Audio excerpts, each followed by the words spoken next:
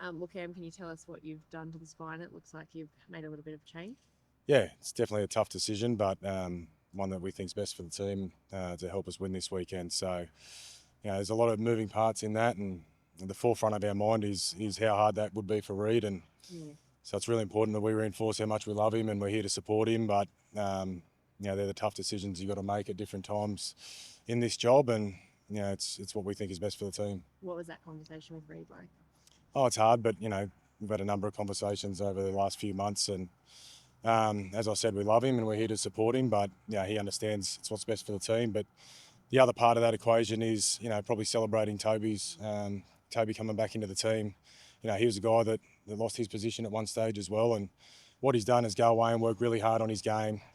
Never dropped his lip, always put the team first, and he's gone away and also worked at playing hooker as well, and did that in New South Wales Cup. And as sad as it is for Reed, we're actually really excited around Toby earning his inclusion in the team as well. What does Toby bring for you, and do you plan on using him in the halves? Toby's always brought great energy. He's 100 miles an hour. He's a great communicator. He brings a lot of energy. What he will do is cover the halves and allow Birdo to cover the outside backs and cover hooker as well, which, as I said, he's been playing a fair bit in New South Wales Cup there. Was Reed After what happened last week? A little bit, but it's something we've been thinking about for a while. As I said, Toby's gone back and worked really hard on his game and really put the pressure on through his performances in New South Wales Cup and through his training as well. And then last week Bailey had to move out to the halves, and we felt like we lost his communication, his connection through the middle. So we didn't want to lose that again this week. It was reported that Reed's communication was an issue on the field as well. Was there any truth to that, or was that not as big a part of it? No, I don't know where that's come from. What I understand is, we all really value Bailey's communication here. He's as the players have said, he's probably the best communicator in our team, and he makes such a difference when he's there. And as I said last week, when he went out to the halves, we sort of missed him in the middle, so that was part of the reason there. You think the Storm are playing a few mind games, September mind games with the, Bouchard named it 7, Pezzett on the bench. Do you expect changes, and how do you approach each of those players? Possibly, but I think we sort of know what their team's going to be, and it's more important about what style of game they're going to have. And the one thing that won't change, no matter who's in the halves, they're all going to be a run threat with the ball. They're going to play their style of footy. They're going to come out of the blocks fast, and we have to play our style of game as well and make sure we go toe-to-toe there. So not so much worried about their team. We're worried about getting our own game on. Cherry and Montoya both obviously, have injuries. Do you expect Melbourne to use their tall timber with the likes of Warbrick and Coates to sort of exploit that area? Yeah, I think they were going to use them anyway, no matter who's there. So they've used them really well all year. They're real strike weapons for them. And as I said, we've got to be really good and really disciplined so that we're not giving them too many opportunities down our own end. What about Jacob? Yeah, he's come down and he's done a little bit of training this week, but not everything. So, yeah, we'll see how he gets through training later today. But as I said, Blake Wilson's there ready to go as well. Is it likely he has a game day fitness test or something, Kiraz, or you made the call today? Yeah, possibly. He'll do a bit of training today, and then we'll wait till game day to see how he pulls up when he wakes up. And he's ticked every box in his rehab to put himself in this position. But again, we'll have to make the decision in what's in the best interest of the team.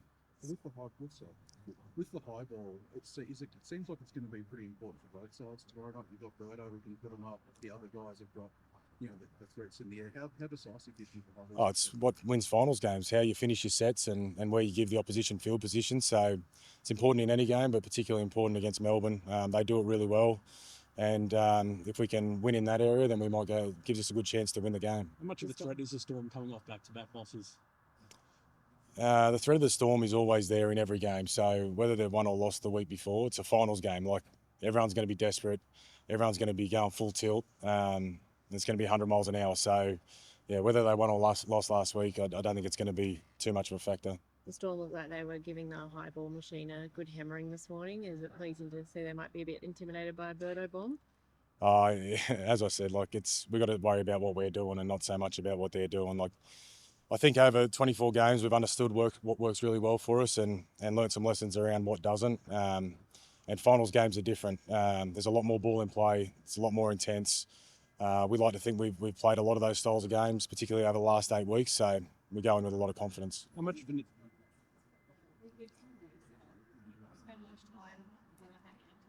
Yeah, we did. We learned a lot, particularly around the first half and what we could have done better. And yeah, but we also got a lot of confidence out of that day as well. So I think we've learned a lot of lessons throughout the year, but particularly the last 6 or 8 weeks. And we need to get back to doing what works for us. Have the Broncos and Roosters provided somewhat of a blueprint on how to beat this team?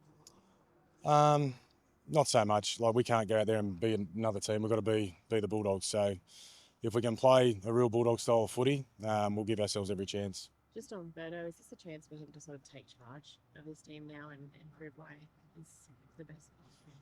I think there's probably 16 halves running around this weekend all thinking the same thing. This is my chance to take charge, and I'm sure Berto's thinking no different to that. So we all know how important those spine players are, and in particular the halves. And yeah, probably the team that goes best this next 4 weeks will be the team's halves that step up.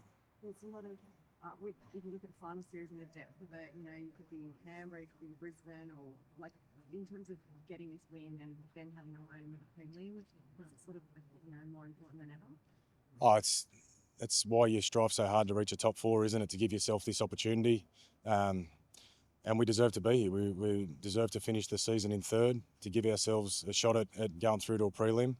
But again, we're just going to take it one set at a time, one play at a time, and if we can do that, then, you know, we'll give ourselves a chance there at the end of the game. Last week, I was going to say last week with the performance, it was a bit, with Storm kind of maybe said there was a bit of complacency. There wasn't a lot to play for. Did you sort of was that a takeaway from your team as well? Possibly. There was some things we did really well last week, and then there was a 20-minute period before half time that we did things not too well at all. So it's a new competition. It's a different style of game, and we're really excited about that. What many fans maybe will be going for at the airport, expecting people supporting the crowd and Not yet. I fell asleep on the plane though, so they could have been there. But you know, the Bulldogs Army travels everywhere. We'd love to see a lot of blue and white in the crowd tomorrow, and get behind the boys. You know, there's not many people in the rugby league world that think we can win. So if we can get a blue and white army down there and get behind the boys, it'd be great. Taking a bit of an underdog tag in by saying that.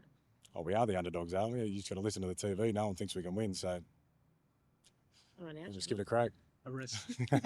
Arrested Harry Grant coming off suspension. How dangerous does that make him, and how important is it to sort of quell his influence? Yeah, he's an elite player, great leader, Harry, and he's dangerous every time he gets the ball, and he picks it up and touches it more than anyone else. So we're going to have to be on guard against him the whole time. But you know, they've got a lot of quality players, and if you worry too much about one, then there's so many other guys that can pick you off. But again, we value defence. And we've been really good at it all year, so we'll need to see it at our best tomorrow night. Lockie Galvin said he was a little bit starstruck by Cameron Munster last time you played. Is it good to have that sort of out of his system? And have you spoken to him much about the challenge of taking on finals at such a young age? Yeah, well, I think that's what the last 6 or 8 weeks has been about. We've played a lot of the top 8 opposition over the last 6 weeks. The last 4 weeks we've played the last 9 premiership clubs. So there's been a lot of lessons in that. There's been finals-like atmospheres and finals-like intensity for large parts of those games. So I think we go in really battle-hardened. But again, you've got to go in and you've got to get your process on for 80 minutes, and the team that can do that for longer will win. what are some of those lessons that you learned from those games? Well, you need to play for 80 minutes. That's number one. And possession and field position are crucial. The bigger the game, the simpler it gets. So, yeah, we'll be looking to do that. Is there a real level of excitement heading into this final series? Oh, 100%. Like, this is what you start training in November for. You know, reminded the boys all week, like, it's been army camps and sandhill sessions and long days out in the Belmore sun, and they've gone through all of that to get themselves to this point and have this opportunity, and we won't forget that. But at the end of the day, it comes down to doing the simple things really well, and you know, our program and you know, the work these guys have done have put them in a really good position, and we've got every reason to be confident.